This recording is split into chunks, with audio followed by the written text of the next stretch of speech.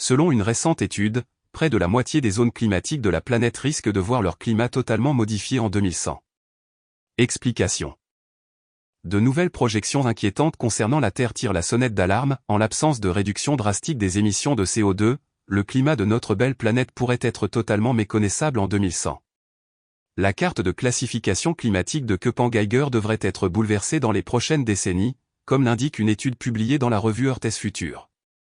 Cette carte se fonde sur les précipitations et les températures et fut inventée par Vladimir Peter Köppen dans les années 1920.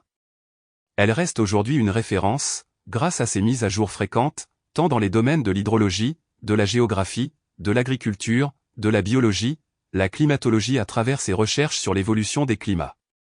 Sur Terre, 5 grandes zones climatiques avaient été établies, tropicales, secs, tempérées, continentales et polaires.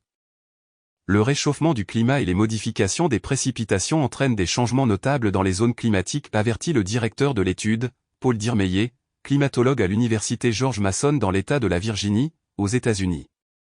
Cette dernière se projette dans l'avenir en s'interrogeant sur l'état des zones climatiques en l'an 2100 et on y apprend que 38 à 48% des zones climatiques se retrouveront dans une zone climatique différente d'aujourd'hui. L'Europe, le continent le plus vulnérable de la Terre. Cela signifie que près de la moitié de ces régions climatiquement définies se retrouveront avec des paramètres bien différents, des niveaux de précipitation beaucoup plus élevés ou plus faibles, et des températures bien plus élevées et seront confrontées à des phénomènes météorologiques anormaux, tels que les sécheresses, les inondations ou encore les vagues de chaleur. Selon l'étude, les zones continentales de l'Europe et de l'Amérique du Nord sont les plus vulnérables. Sur le vieux continent, 89% du territoire serait concerné, alors que 66% de la masse nord-américaine changerait de régime climatique. Les climats tropicaux pourraient passer de 23% à 25% d'ici à 2100 et les climats arides passeraient de 31% à 34% d'ici à 2100. Quant aux zones polaires, elles connaissent le changement le plus extrême selon l'étude, car, dans leur cas, il s'agit d'une réduction de leur couverture. Elles couvraient autrefois 7,69% du globe, avant d'atteindre 6,47% de nos jours. En 2100, d'après l'étude, cela tomberait à 2,13%. L'Afrique ne verrait pas, selon ces modèles, de changement dans son climat à proprement parler. Mais les vagues de chaleur seront toujours plus accentuées.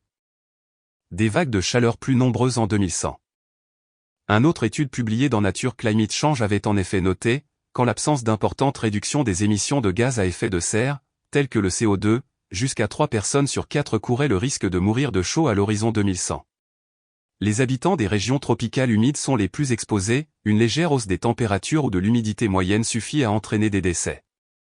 Dans un avenir plus proche, les vagues de chaleur jugées dangereuses pourraient être 3 à 10 fois plus fréquentes d'ici à la fin du siècle dans les pays à latitude moyenne en raison du réchauffement climatique. Même si l'objectif de l'accord de Paris de limiter le réchauffement climatique à 2 degrés Celsius est atteint, l'exposition à des niveaux dangereux de l'indice de chaleur augmentera probablement de 50 à 100% dans une grande partie des tropiques et sera multipliée par un facteur de 3 à 10 dans de nombreuses régions de latitude moyenne.